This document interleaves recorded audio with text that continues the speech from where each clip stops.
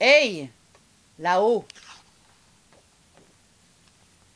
Oh, une feuille qui tombe.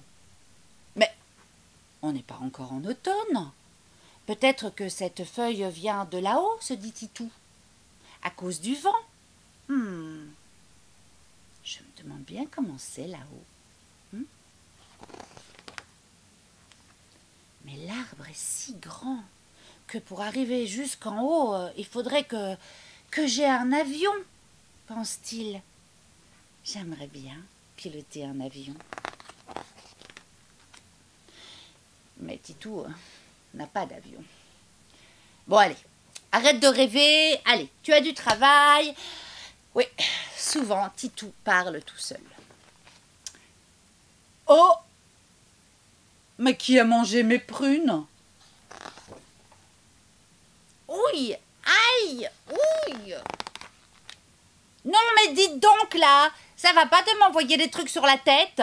Descendez un peu pour voir. Hé, je vous entends, hein, vous savez.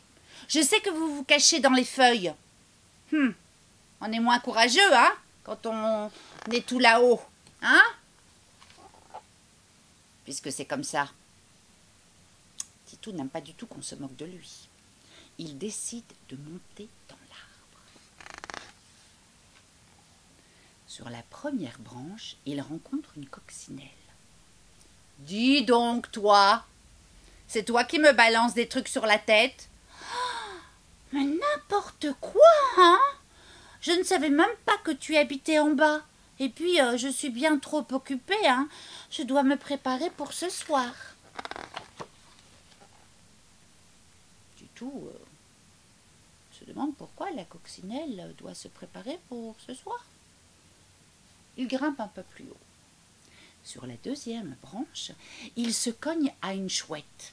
« Dis donc, c'est toi qui me balances des trucs sur la tête, Mais non, voyons, laisse-moi dormir tranquille. Il faut que je dorme. Je dois être en forme pour ce soir. » Mais qu'est-ce que c'est que cette histoire de ce soir? Titou grimpe encore plus haut et quand tout d'un coup, il glisse. Oh! Il rate une branche et le voilà qui dégringole encore un peu. Oh là là là là là là là là et pouf! Ça va. Il est enfin arrivé. Ouh, j'ai eu chaud, hein. J'ai bien cru que j'allais tomber tout en bas, hein. Bon, allez, courage, je remonte. Je veux voir ce qu'il se passe. Plus haut, encore plus haut, il aperçoit toute une famille. Dites donc, c'est vous qui me balancez des trucs sur la tête? Mais non, voyons, dit maman Loire, un peu vexée. Sachez que mes enfants sont très très bien élevés. Jamais ils n'oseraient faire une chose pareille. Et puis, nous devons nous dépêcher pour être prêts pour ce soir. Encore cette histoire de ce soir, râle Titou. Décidément, hein? Après bien des efforts, il monte encore plus haut. Là, un petit écureuil l'attend tout en souriant. « Dis donc, c'est forcément toi qui me balance des trucs sur la tête. Ne dis pas non, je te croirai pas. » Bah oui, c'est moi, t'as deviné. Rit l'écureuil. En plus, tu te permets de rigoler et de manger mes provisions. Écoute, monsieur le râleur, dit l'écureuil, c'est vrai, je suis gourmand et j'adore m'amuser. Mais je suis surtout très très content de faire enfin ta connaissance. Enchanté. Tu arrives juste à temps. Alors arrête un petit peu de crier et regarde plutôt comme c'est beau. Admire le paysage. Titou réalise qu'il est monté tout seul, sans avion, jusqu'en haut de son arbre. Et pour la première fois, il découvre non seulement qu'il y a plein de monde, mais aussi un paysage incroyable qui ne vous pouvez évidemment pas voir d'en bas.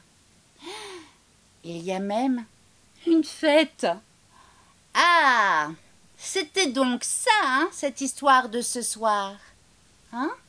Et vous? Vous savez comment c'est tout là-haut, sur la lune?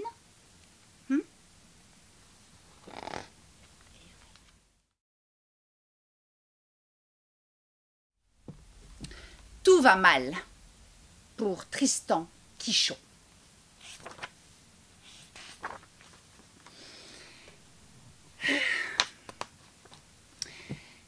Tristan Quichon trouve que c'est complètement idiot de faire son lit. Puisque ce soir je vais le défaire, c'est idiot, hein?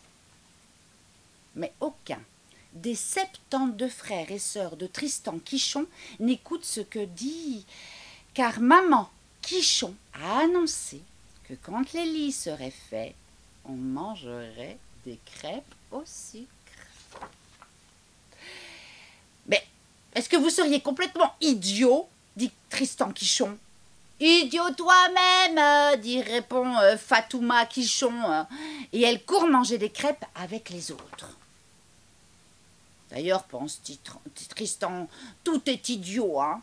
Se lever le matin alors qu'il faut se coucher le soir, se laver les mains avant de manger alors qu'on les salit à table. Il pense aussi à ces idiots en train de manger des crêpes, hein. Et ça le fait pleurer un petit peu, rien que d'y penser. Bientôt, il n'y en aura plus une seule pour moi. Et il pleure encore plus. Maman Quichon entre dans la chambre.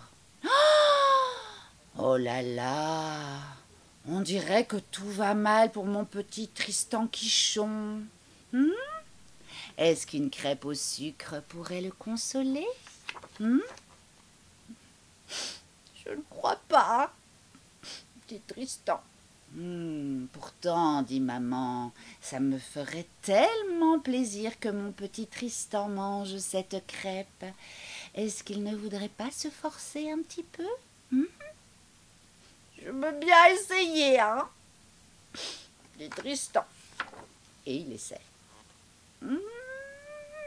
Seulement, dit maman, pour que ça me fasse vraiment, mais vraiment plaisir, il faudrait que ça ait l'air de lui faire vraiment, vraiment plaisir. Alors Tristan fait semblant de sourire. Réfléchit maman. Mais je ne vais pas arrêter à le croire, vraiment, si ses yeux ne sourient pas un petit peu aussi. Alors Tristan fait un peu semblant avec ses yeux. Et maintenant, dit maman, pour que je le croie tout à fait, il faudrait qu'il dise qu'il en veut une autre. D'accord, j'en voudrais bien une autre, maman.